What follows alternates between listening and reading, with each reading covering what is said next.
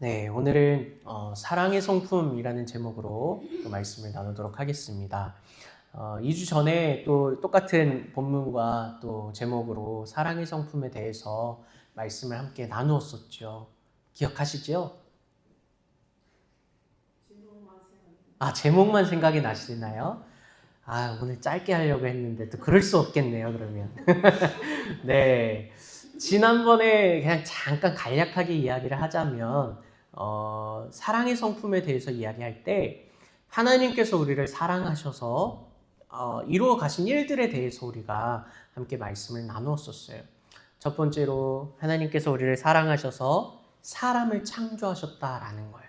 그리고, 사람을 창조하시기 전에 먼저 이 사람이 살아갈 수 있는 세상을 창조하셨다라는 거예요. 사람을 사랑하시니까.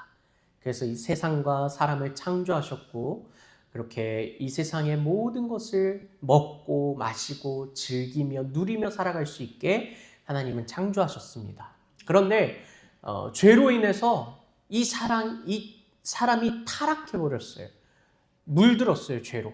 그래가지고 하나님과의 그 쌍방의 사랑의 관계에서 하나님은 그 어려운 짝사랑을 하기 시작했다라는 거예요. 우리가 하나님과 함께 사랑하는 관계가 되어야 되는데 짝사랑을 하게 되었다라는 거죠. 전까지는 사랑의 음성으로 들려왔는데 죄로 인해 나에게 수치심과 두려움이 들어와서 그 사랑의 음성은 변하지 않았는데도 불구하고 두렵게 들리고 부끄럽게 들리는 그런 음성으로 내가 왜곡하여 듣게 되었다라는 것을 이야기했습니다. 그렇지만 하나님께서는 이 사랑을 절대 포기하지 않으셨다라고 계속해서 말씀하고 계셨어요. 나는 이 사랑을 끝까지 이어가겠다. 영원히 이 사랑을 이루어가겠다. 포기하지 않겠다라고 하나님은 말씀하셨고, 이 사랑의 관계를 회복하시기 위해서 오늘 우리에게 예수 그리스도를 보내셨습니다.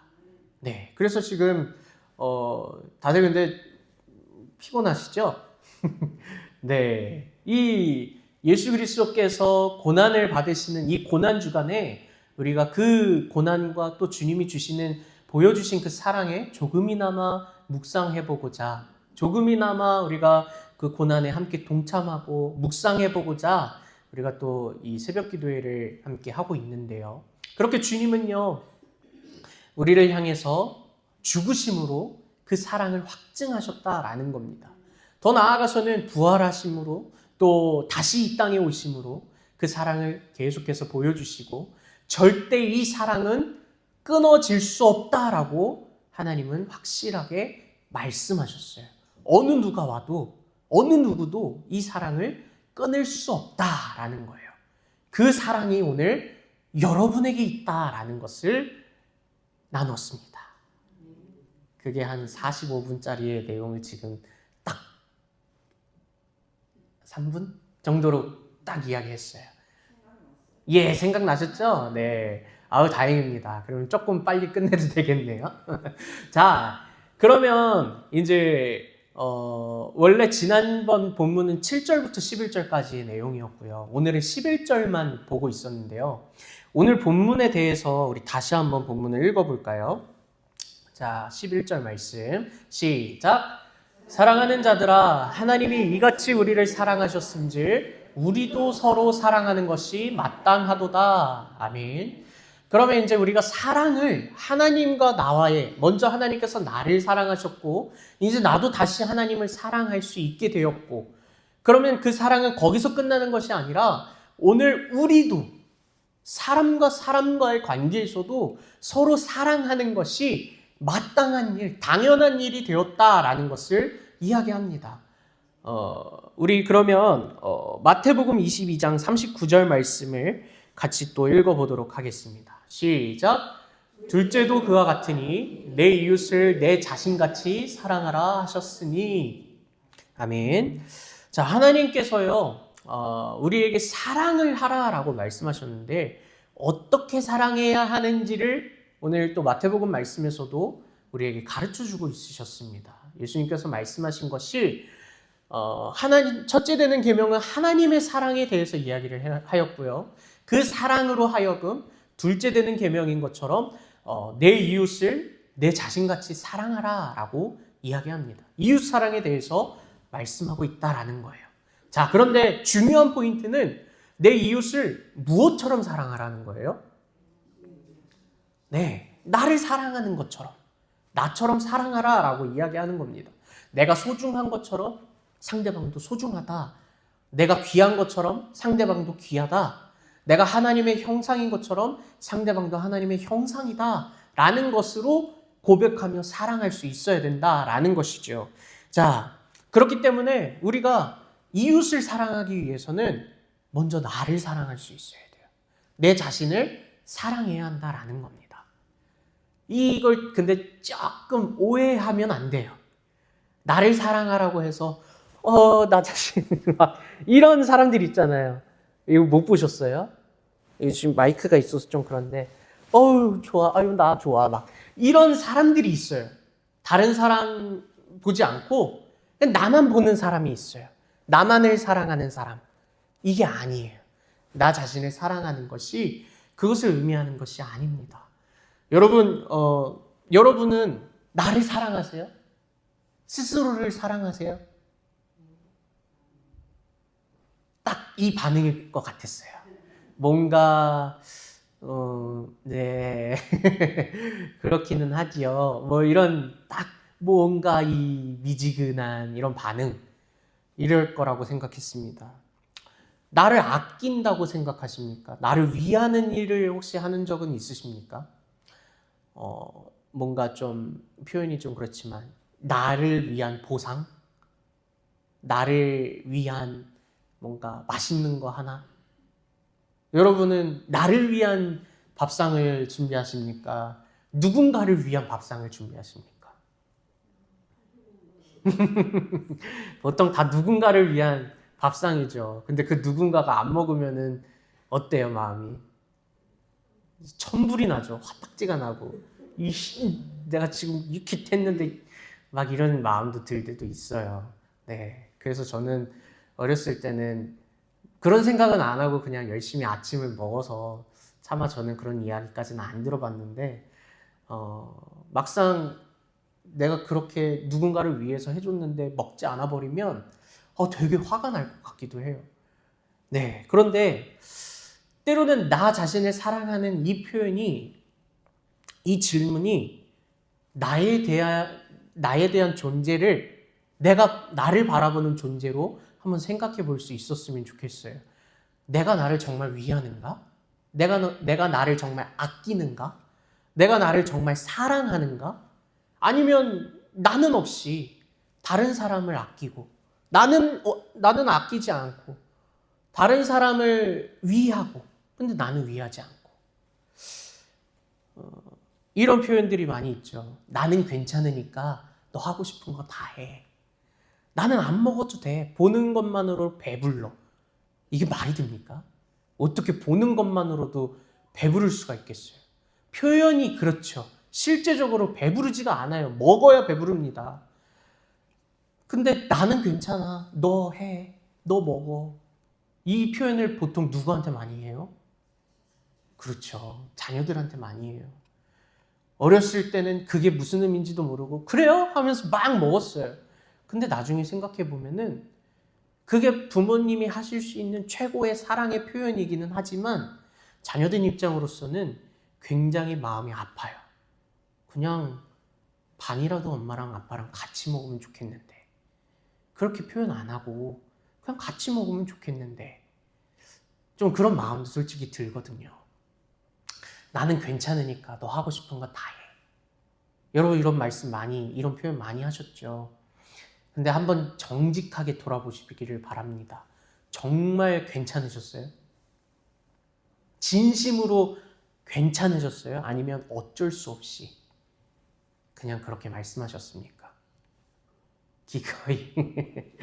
네. 뭔가 그냥 다 그랬으니까. 그냥 이렇게 하는 게 내가 더 편하니까. 그냥 그렇게 했죠. 그런데요. 내가 나를 정말 위하지 않는다면, 내가 나를 아끼지 않고, 그냥 무조건 이 대상이 다 먼저 상대방에게만 있다면, 그건 나를 사랑하는 것이 아닙니다. 상대방을 사랑하는 것, 나 자신같이 사랑하라고 하였는데, 어떻게 보면 나 자신을 사랑하지 않고서 그냥 상대방만을 위한 사랑은 반쪽짜리 사랑이지 않을까라는 생각이 들어요. 상대방을 위한 사랑의 모습들이 보여지지만, 그런 말들이 있지만 온전하고 완전한 사랑이 되지는 않는다라는 거예요. 그 사랑 안에는 나를 사랑하는 나의 사랑은 없어요. 나를 위하고 나를 아껴주는 사랑은 없었다라는 거예요. 그렇게 쭉 하다가 결국엔 남는 건 뭐예요? 그 사랑을 받는 사람은 물론 잘 먹고 잘 살겠죠. 그럼 나는 어떻게 됩니까? 그냥 그렇게 하루하루 사랑하지 않는 채로 그냥 그렇게 살아가는 겁니다. 제가 아까 여러분들께 질문 드렸죠. 나 자신을 사랑하십니까? 라고 했을 때 확실히 대답하지 못하시는 이유가 뭡니까? 확실하게 나 정말 나를 위해요. 나를 사랑해요. 나만을 위한 밥상을 차려봤어요. 이렇게 쉽게 섣불리 이야기하지 못하고 거의 대부분 남을 위한 밥상, 남을 위한 거 이것만 하는 모습이 우리에게는 참 만연해 있다라는 거예요. 그렇지만 우리가 다시 먼저 회복해야 할 것은 나를 먼저 사랑하시기를 바랍니다. 나를 먼저 사랑하는 것이 아까 말한 것처럼 나만 소중해, 나만 행복해, 나만 사랑해 이런 사랑을 말하는 게 아니라 누군가를 사랑하기 이전에 내가 먼저 나를 위하고 있는가? 내가 먼저 나를 사랑하는 마음으로 나의 존재됨을 세우고 있는가? 나는 정말 하나님의 존귀한 자녀가 맞는가? 상대방에게만 하나님의 존귀한 자녀입니다라고 말하지 말고 나 먼저 나는 존귀한 자녀야. 나는 하나님의 사랑스러운 자녀야. 라는 확증이 있어야 한다라는 것을 말씀드리는 거예요. 여러분은 하나님의 존귀한 자녀입니다. 아멘이신가요?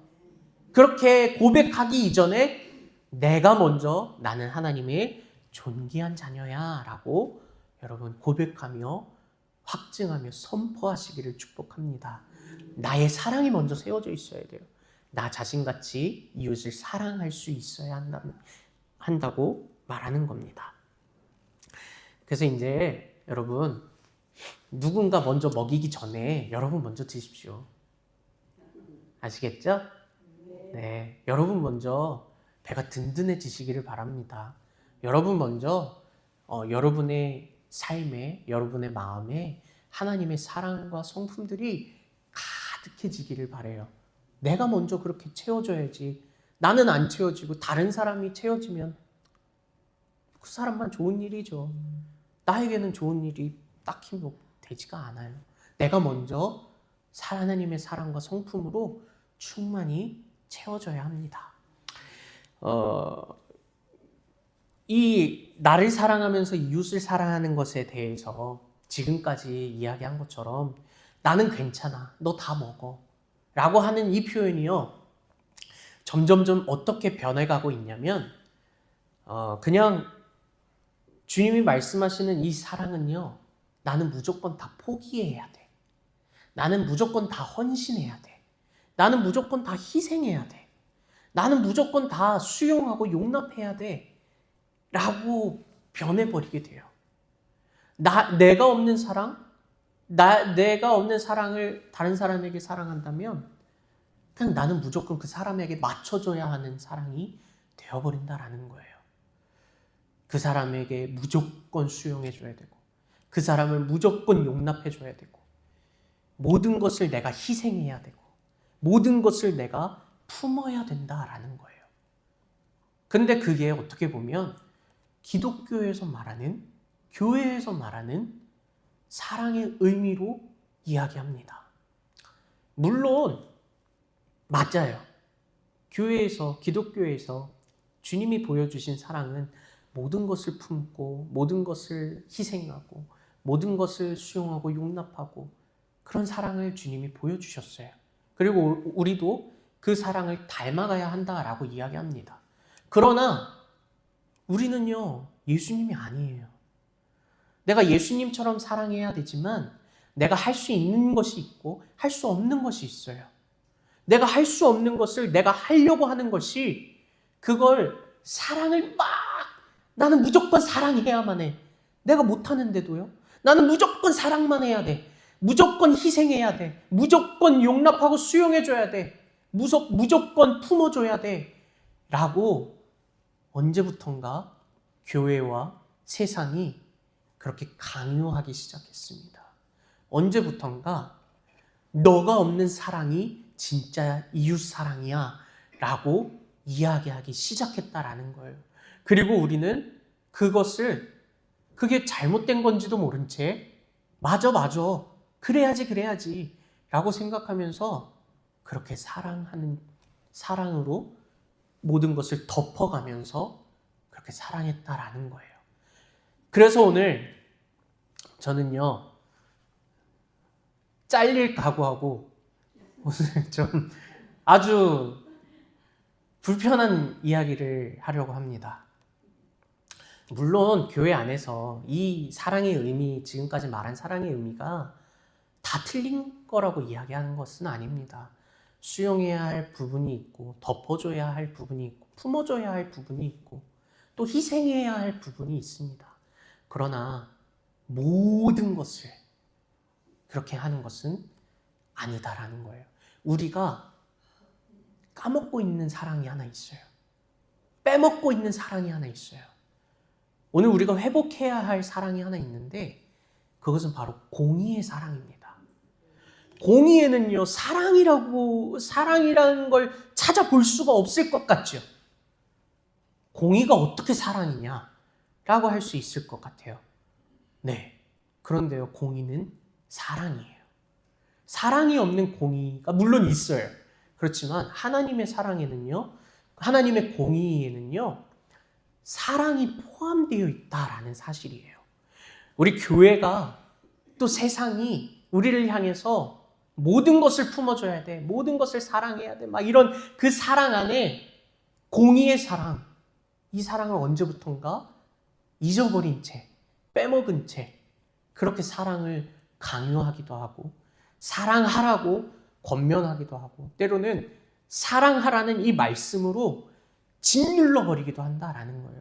믿음, 소망, 사랑 그 중에 제일은 뭐예요? 사랑. 이거 봐봐. 사랑이 제일이래잖아. 막 이렇게 말씀을 갖다 대고 그러면은 말씀을 갖다 대면은 어떻게 해요? 할 말이 없어요. 네. 그냥 이러면서 그냥 네, 알겠습니다 하면서 그냥 억지로 말씀이 그렇게 하라고 했으니까 억지로 그렇게 하는 우리의 모습이 그냥 일반적이게 되어버렸다라는 거죠. 그러나 오늘 주님이 말씀하시고 우리가 회복해야 할 사랑은요, 공의의 사랑입니다. 우리 마태복음 18장 15절에서 17절 말씀을 같이 읽어보도록 하겠습니다. 시작!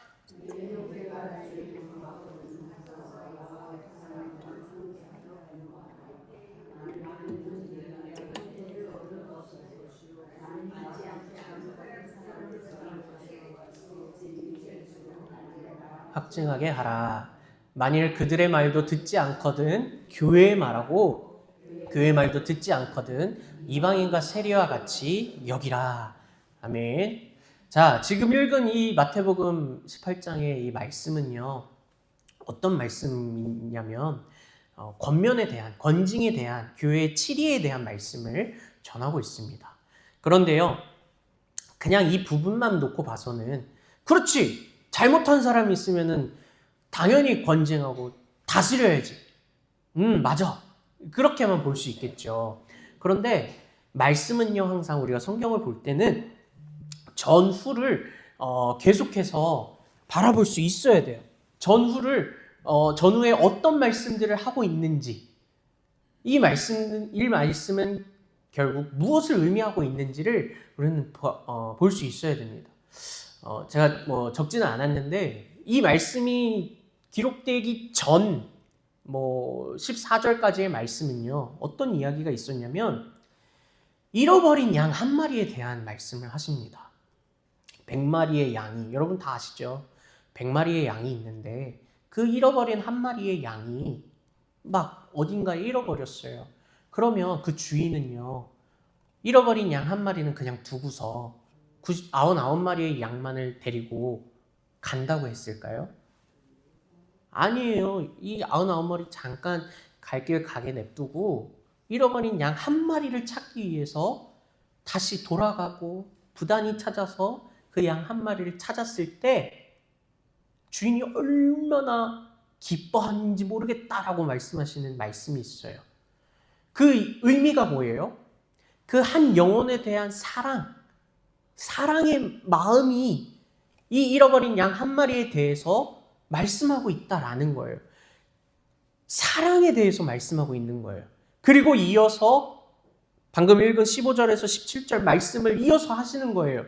15절에 처음에 내 형제가 만일 죄를 범하거든, 이렇게만 보면은 그럼 당연히 그래, 어떤 형제가 죄를 지었을 때는 이렇게 해야 되는 거구나 로만 볼 수 있는데, 우리는 그 전절에 어떤 말씀을 이미 봤어요. 지금 잃어버린 양에 대한 이야기를 봤다고요. 그 잃어버린 양에 대한 그 의미가 무슨 의미를 하고 있는 거예요? 사랑에 대한 사랑이 있다라는 거예요. 그 사랑이 계속해서 이어지고 있는 거죠. 이 말씀이, 흐름이. 이 사랑이 내 형제가 죄를 범했을 때 어떻게 해야 된다라고 이야기하냐면, 그 사람을 먼저 한 사람이 상대하여 권면하라 라고 이야기해요. 근데 만일 들으면 그 형제를 얻는 것이다 라고 이야기합니다. 그런데 만일 듣지 않는다면 어떻게 해야 돼요? 네, 한두세 사람 데리고 가서 또 이야기해요. 그래서 이게 이제 점점 공적으로 점점점 증인이 될 수 있는 그런 사람의 숫자들로 데려갑니다. 그렇게 들으면은 데려오면 되고, 그래도 안 들어, 그래도 회개하지 않아, 그래도 회복되지 않아, 그러면 이제 어떻게 해요? 교회로 갑니다. 교회로 가서 이 교회의 법을 따라 이 사람에게 또 권면합니다. 근데 이 교회의 말을 이 사람이 들으면 또 감사할 일이지만 안 들어요. 그래도 안 들어요. 그러면 뭐라고 이야기해요? 이방인과 세리같이 여기라 라고 이야기합니다. 자, 근데 이 말씀에서요, 우리가 사랑을 한번 대입시켜 봅시다. 사랑으로 이 사람을 권면하는 거예요. 그냥 보여지는 것은요, 교회 법에 따라 치리하고 권징하는 그런 모습들이지만, 권징과 치리, 그 권면하는 것에는요, 우리가 기본적으로 가지고 있어야 할 바탕이 사랑이다라는 거예요. 사랑으로 권면하고, 사랑으로 권징하고, 사랑으로 치리하는 거예요. 여러분, 혼내기 위해서 너 잘못했어! 이거를 알려주고 혼내기 위해서 권면하고 권징하고 치리하는 거라고 생각하십니까? 아니요. 사랑하니까 이 사람을 권면하고 치리해요. 권징해요. 그런데 이제 솔직히 이야기하면 요즘 교회에서 권징을 합니까? 요즘 교회에서 권면을 합니까? 요즘 교회에서 치리를 합니까? 아니요. 혹시 보신 적 있으세요? 옛날에는 했을 것 같아요. 이것도 추측이에요. 왜냐하면 저는 한 번도 본 적이 없거든요. 그런데 학교에서 책을 배우고 교수님한테 배우면 참된 교회의 표지에는 참된 권징이 있어야 됩니다 라고 이야기해요. 그렇게 배워요. 그런데 막상 교회에 오면은 권징이 없어요. 왜 없을까요? 권징을 하면 사랑이 없는 것처럼 보이니까요. 아니, 그걸 그냥 덮어줘야지. 누구나 실수하잖아. 누구나 잘못하잖아. 그러니까 그걸 덮어줘야지. 그거를 무슨 그렇게 막 또 이렇게 교회의 전체적인 공적인 일로 이야기를 해서 말을 하나. 잘 덮어줘야지. 수용하고 용납해줘야지. 품어줘야지. 이게 교회의 현실입니다. 교회는요, 권징이 사라져버렸어요. 교회는요, 그냥 세상의 잣대로 넌 잘못했어 라고만 생각하는 권징을 말하고 있어요. 사랑은 찾아볼 수 없는 권징입니다. 사랑이 없기 때문에 그 권징을 할 수가 없는 거예요. 그런데요, 우리가 회복해야 할 것은 공의의 사랑이라고 말했습니다. 오늘 이곳에서 공의의, 지금 읽은 이 마태복음 말씀에서 우리가 공의의 사랑을 발견할 수 있는 것은 무엇이냐면, 이 영혼이 이 한 형제가 회복되지 않을수록 계속해서 점점 저 일은 커져버립니다. 한 명이 갔다가 두세 명이 갔다가 나중엔 교회가 말하였다가 그것도 안 들어버리면은 그냥 이방인과 세리와 같이 여기라. 유대인의 입장에서 이방인과 세리는 어떤 존재예요? 죄인 취급하는 그런 존재예요. 그런데 그곳에 사랑을 어떻게 회복할 수 있겠습니까? 그냥 이 말씀이 그냥 담을 쌓아라. 너는 끝났어. 너는 구원 없어. 이런 마음으로 보라는 것이 아니라 사랑의 마음을 가지고 끊어내라 라고 이야기하는 겁니다. 사랑의 마음을 가지고 건징하라 라고 이야기하는 겁니다. 사랑의 마음을 가지고 정말 지금 이곳에서 하나님의 말씀과 공동체를 흔들고 무너뜨리고 있는 자를 말씀으로, 사랑으로 끊어내라 라고 말씀하고 계신다는 거예요. 그런데 이 교회는 어떻습니까? 끊어내질 못해요. 한 명이라도 더 그냥 나왔으면 좋으니까. 한 명이 너무나도 소중하니까 끊어낼 수가 없는 거예요. 끊을 수가 없는 거예요.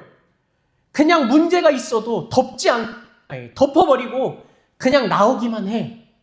그냥 시간이 지나면 괜찮아질 거야. 시간이 지나면 그냥 잊어버릴 거야. 이렇게만 판단하고 생각하면서 그 참된 그 권징, 사랑이 가득한 권징은 교회에서는 사라져버렸다라는 거예요. 맞는 것 같아요? 틀린 것 같아요? 저는 맞는 것 같아요. 저는 이게 맞는 것 같습니다. 이게 현실이라고 생각합니다. 제가 지금 여기서 이렇게 이야기하는 게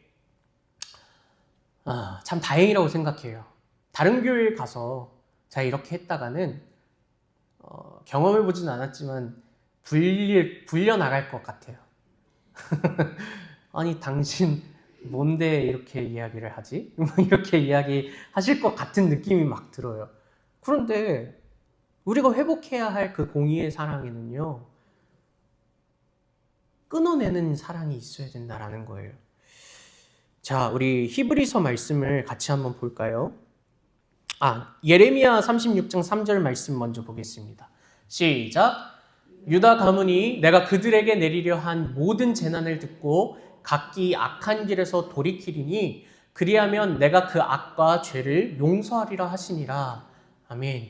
하나님은요, 이스라엘 백성들을 향해서 악과 더욱더 하나님 앞에 불순종하는 길로 가는 그 모든 길에 하나님은 반드시 재앙과 심판을 허락하신다고 모든 거의 대부분의 이 선지서에 또 여러 말씀들에서 분명히 말씀하셨어요. 악한 길에서 돌이키지 않는다면 너희에게 내가 심판하고 저주하고 재앙이 있을 거다라고 분명히 말씀하셨어요. 그런데 마지막에 악한 길에서 돌이키리니 그리하면 내가 그 악과 죄를 뭐 하신다고 하십니까? 용서하리라 라고 말씀하세요. 하나님이 사랑이 없으시다면 용서를 왜 합니까?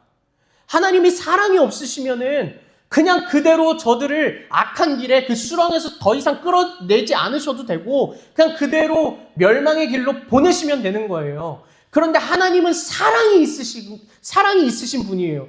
공의의 사랑이 있으신 분이에요. 그러니까 이들이 회복되지 않으면 계속해서 심판과 재앙으로 하나님은 이끌어 가시지만 하나님은 또 그 공의의 사랑이 있으셔서 그들이 만약에 그 길에서부터 회개를 고백하고 선포하고 하나님께로 다시 돌이킨다면 그러면 어떻게 하신다는 거예요? 용서하신다라는 거예요. 하나님이 아까 마태복음 말씀으로 다시 돌아가 보자면 이 한 영혼을 끊어낸다라고 했어요.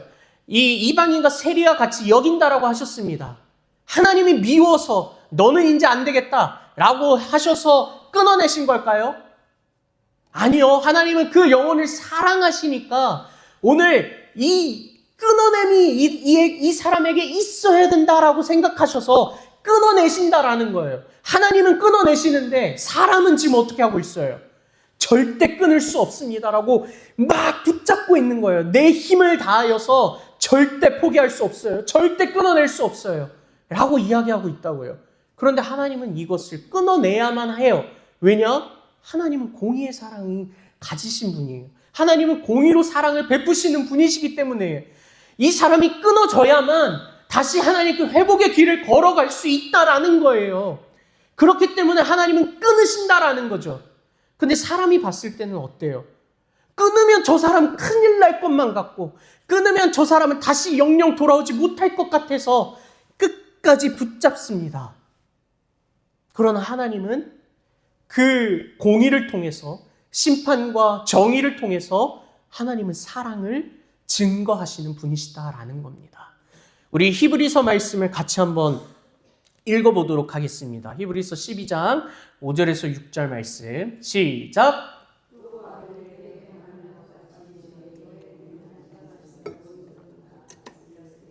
내 아들아 주의 징계하심을 경히 여기지 말며 그에게 꾸지람을 받을 때에 낙심하지 말라. 주께서 그 사랑하시는 자를 징계하시고 그가 받아들이시는 아들마다 책찍질 하심이라 하였으니. 아멘. 여러분, 하나님은요 사랑하는 자에게 어떻게 하고 계세요? 징계하시고요 채찍질하고 계신다라는 겁니다. 하나님은 나를 존귀한 자녀로서 이야기합니다. 너는 나의 사랑스러운 자녀야, 존귀한 자녀야 라고 한다면 우리가 생각하는 그 사랑과 존귀는요 매를 들면 안 되는, 맞으면 안 되는, 그냥 아이고 아름다워, 아이고 만져도 안 되고 어디 그 흙바퀴를 걸어서도 안 되고 가시바퀴를 걸어서도 안 되는 그런 아주 소중하고 정말 보호받아야 할 대상으로 하나님은 그렇게 말씀하시는 것이 아니에요.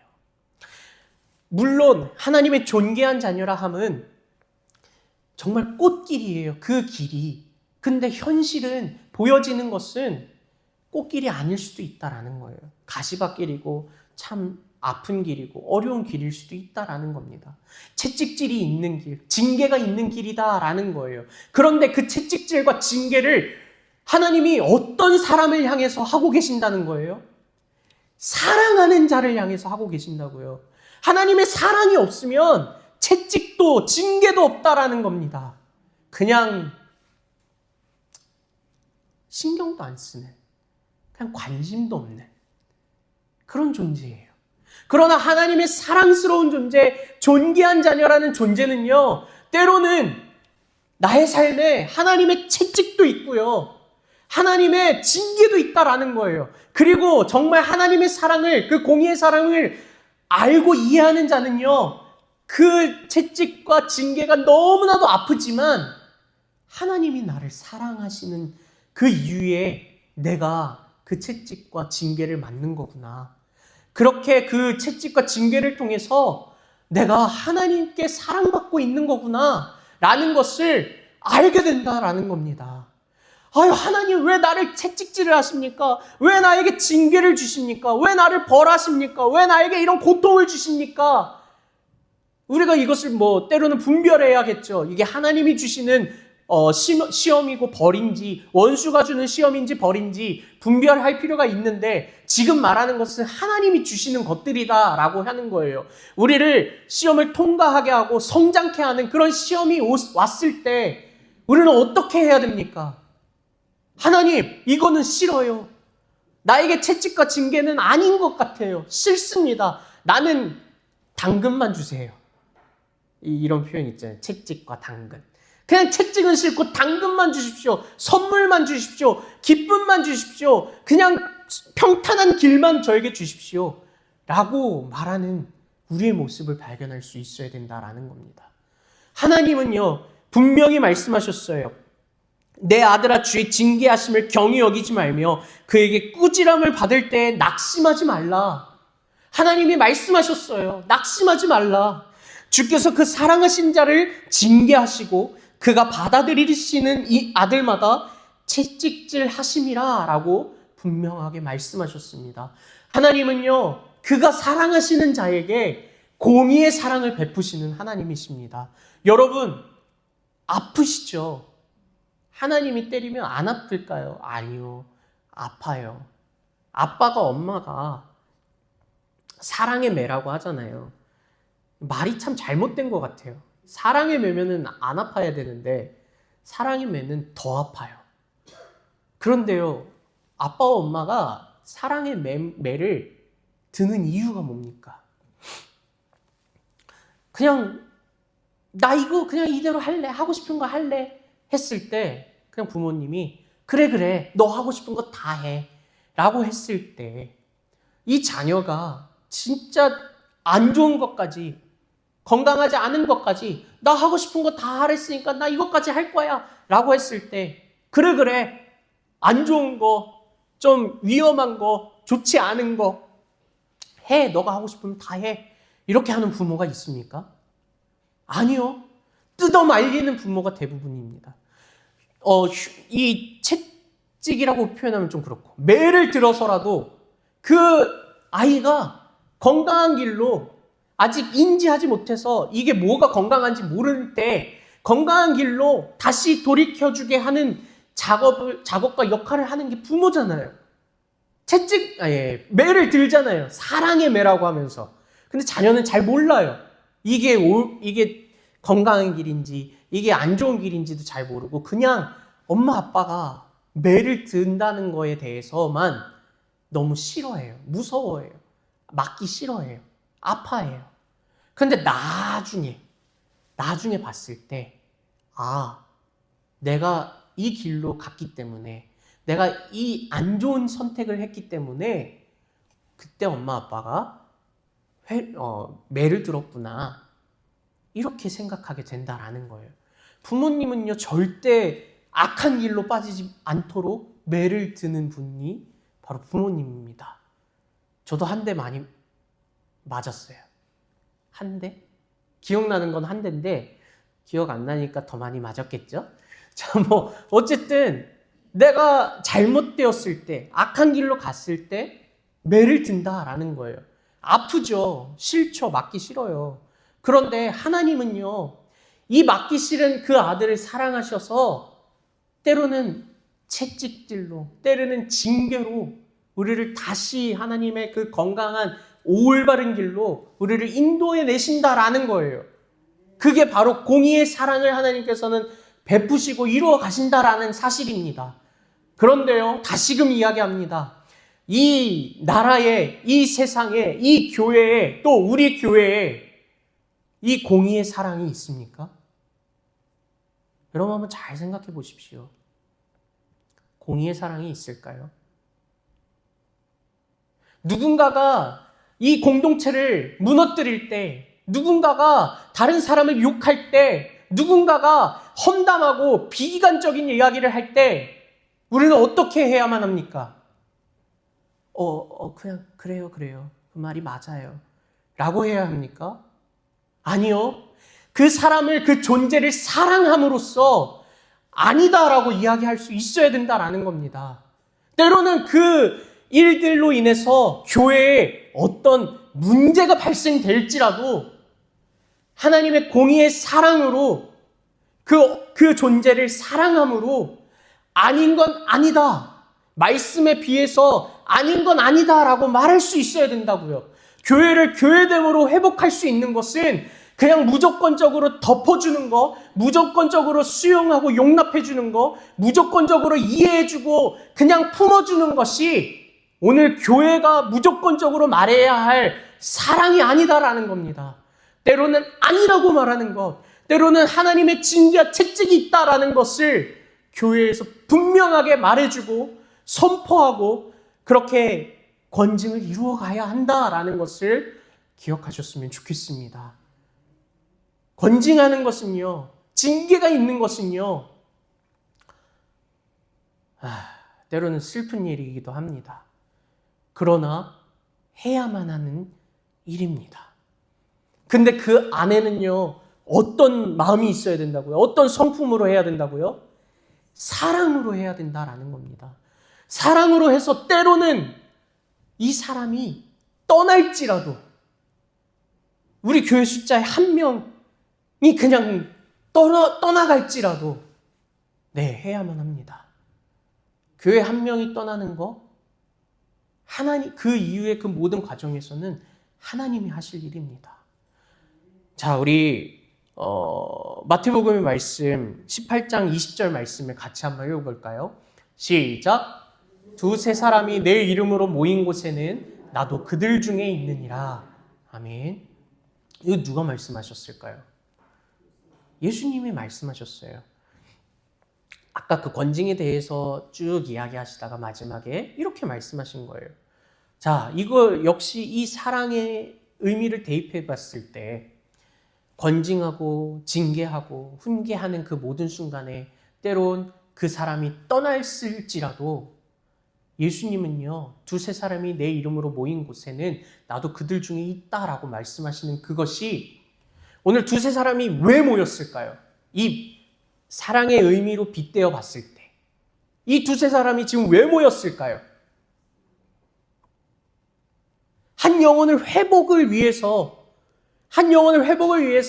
기도하는 중에, 한 영혼을 회복을 위해서 만나는 중에 그 사람을 욕하고 험담하고 핍박하고 비난하는 것이 아니라 그 사람의 한 영혼의 회복을 위해서 우리가 모여서 기도하고 만나고 회복의 그 모든 순간순간에 오늘 누가 함께하고 계신다고요? 주님이, 예수님이 함께하고 계신다라는 거예요. 그냥 교회에서 하하호호, 오늘 어떤 일이 있었어, 저떤 일이 있었어, 이런저런 일들이 있었어 라고 할 때만 예수님이 함께 계신다는 게 아니라 오늘 우리가 그 한 영혼을 사랑하는 마음에 우리가 보는 현실적으로 봤을 때 그래, 그 한 영혼이 교회를 떠난 그 순간일지라도 주님은요, 그 교회와 떠난 영혼과 그 형제에게도 주님은 여전히 함께하고 계신다라는 거예요. 그러면 하나님은 무엇을 이루어 가실까요? 그 한 영혼의 회복을 이루어 가실 겁니다. 우리가 만약에 99마리라고 쳐봅시다. 그럼 한 마리가 떠났잖아요. 그럼 이 한 마리를 어떻게 한다고 했어요? 아까의 말씀에서. 잃어버린 양을 찾으러 간다고 했잖아요. 잃어버린 양을 찾으러 가는 거는요, 양이 하는 일이 아니에요. 양은 그냥 목자의 음성을 따라서 가다가 야, 여기 맛있는 풀 먹어라. 풀 먹으면 되는 거예요. 양을 찾으러 가는 것은 누가 갑니까? 목자가 가는 거예요. 근데 왜 목자가 해야 할 일을 내가 하려고 합니까? 사랑 없는, 나 자신도 사랑하지 않는 자가 나 자신을 사랑하지 않는 그 사랑으로 다른 사람을 사랑한답시고 왜 그 사람을 쫓아갑니까? 왜 그 사람을 찾으러 갑니까? 그렇게 하다가 어떻게 되는 줄 아세요? 나도 같이 빠지는 거예요. 하나님이 하셔야 할 일을 내가 해버리는 꼴이 되어버리는 거예요. 그것이 무엇입니까? 그게 우상이에요. 그게 우상숭배입니다. 내가 해야 할 일은 그냥 하나님이 주신 이 풀들, 맛있는 것들을 맛있게 먹고 있는 거예요. 주님을 기다리고 있는 거예요. 그러면 주님은 무엇을 하고 계신다고요? 한 영혼을 찾아오신다고요. 때로는 이게 참 우리가 봤을 때 현실적으로 안타까운 일일지 몰라도, 한 영혼이 떠나가는 일에 너무나도 슬픈 일일지 몰라도 하나님은 이 공동체와 교회 이 한 영혼을 향해서 위에서 사랑의 공의의 사랑을 더하셔서 끊어내실 때 끊어내시고 그 영혼을 회복하실 때 하나님은 회복하신다는 겁니다. 그렇기 때문에 오늘 우리가 바라봐야 할 것은 무엇입니까? 저 한 영혼 어떻게, 진짜 왜 안 돌아오지? 다른 데 갔나? 이게 아니다라는 거예요. 우리는 무엇을 바라봐야 됩니까? 주님을 바라보고 주님의 음성에 귀 기울이고 주님의 말씀을 따라가며 살아가는 것이 오늘 우리가 보여야 할 공의의 사랑이다라는 거예요. 그냥 내가 해보겠다고.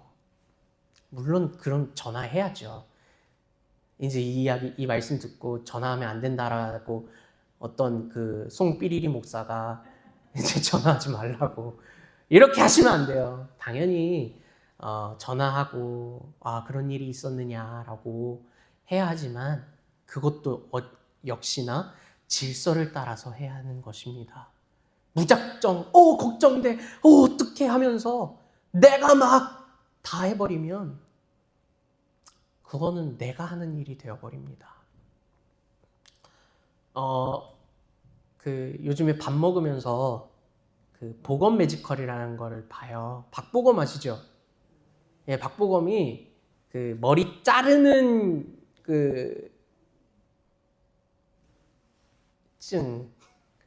뭐라 그러죠?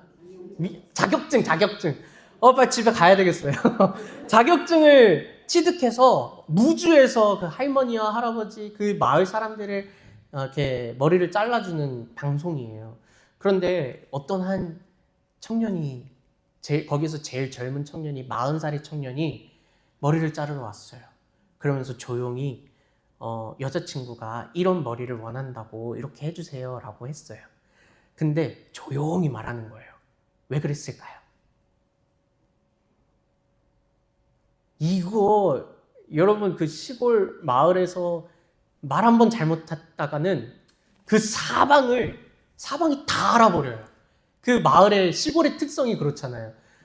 여기서 조그맣게 얘기했는데 진짜 그 방송에서 어떻게 됐냐면 다 알아버렸어요. 그래서 박보검이 머리를 자르면서 그 할머니한테 절대 말하면 안 돼요 라고 했는데 어떤 새로 오는 분한테 이미 있대. 이미 있대. 그리고 그 뒤에 이장님도 오셨는데 있어? 이렇게 이야기하고 막 그래요. 근데 박보검이 그 할머니한테 뭐라고 이야기했는지 혹시 아세요?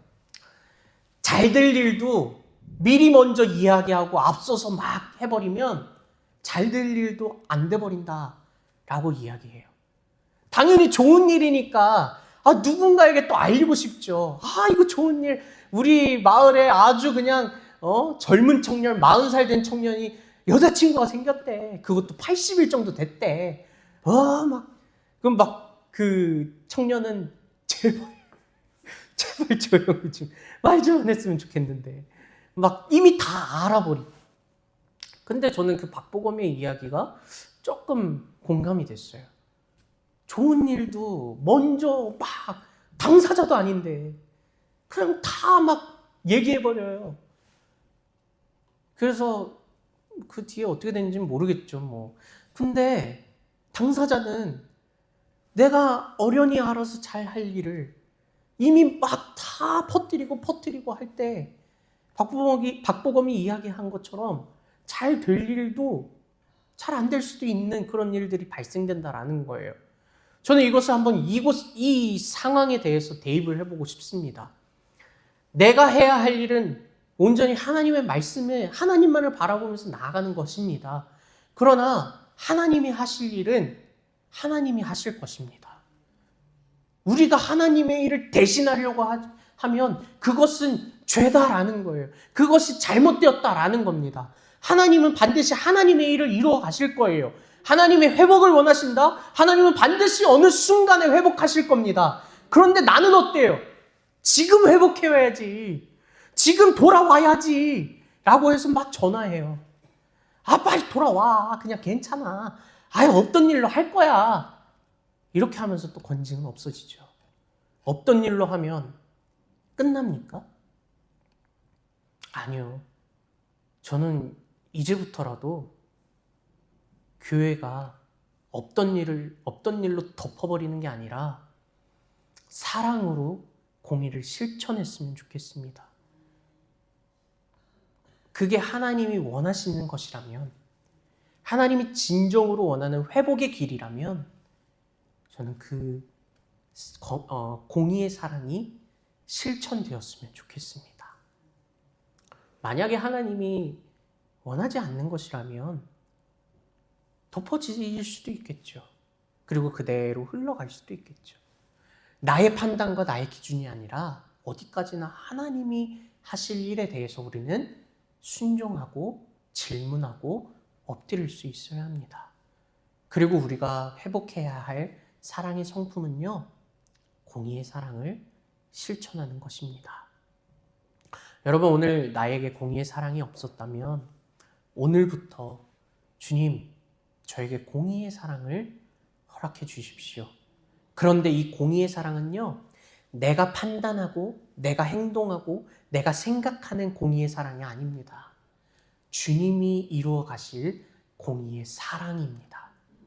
그 공의의 사랑에 우리가 해야 할 것은 순종하는 것이에요. 실천하는 것입니다. 주님을 의지하는 것입니다.